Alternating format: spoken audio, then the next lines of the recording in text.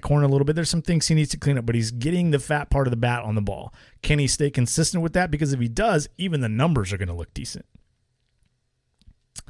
Number 4, for the kids that are in Tacoma at the alternate site, to garner as much development as possible considering the circumstances.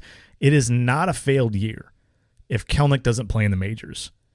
Because the reason he won't have played in the majors, knock on wood that injuries aren't part of that, is because the team goes, you know what, I don't want to risk this. We know where Kelenic is, and the risk outweighs the reward.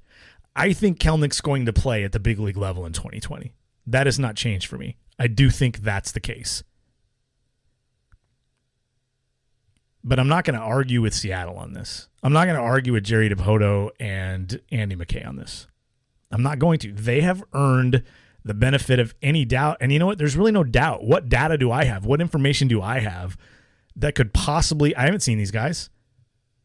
That's the disadvantage that somebody like me that I'm at right now versus a normal year. I'm not down watching these guys. Scouts aren't out seeing these players, so I don't get to see these players live or on video, and I don't have scouts to ask about them because those guys aren't seeing them play either. So especially in 2020, the club gets the benefit of the doubt. And really, there's no doubt. The club is just going to be right, in my mind, to be honest with you, on guys like Kelenic and Gilbert. They're just going to be automatically right because I don't have any information that suggests otherwise. And that sounds a little bit like a cop-out, but it's absolutely 100% true. How could I, if we get to the end of the season and Kelenic doesn't get at bats, how am I going to say, oh, what a mistake? How am I going to back that up? Right? How am I going to back that up? With what? I saw Jared Kelenic in A-ball last year, and boy, I'm telling you, the Mariners made it. Get out of here. Like, seriously? But it's not a failed year if Kelenic doesn't play in the majors. I do think he's going to, barring injury, though. It's not a bad thing if some of the young guys don't get MLB time beyond Kelenic. But it's a failed year if developmental mistakes are made. For example, you push a player too soon. We've seen what that can happen in this town, how that can happen and what that looks like. We've seen it happen.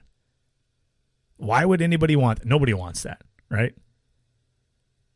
And all signs point to the Mariners actually being pretty good at this now. Kelenic gets pushed from West Virginia to Modesto and like pretty quickly. And he doesn't struggle.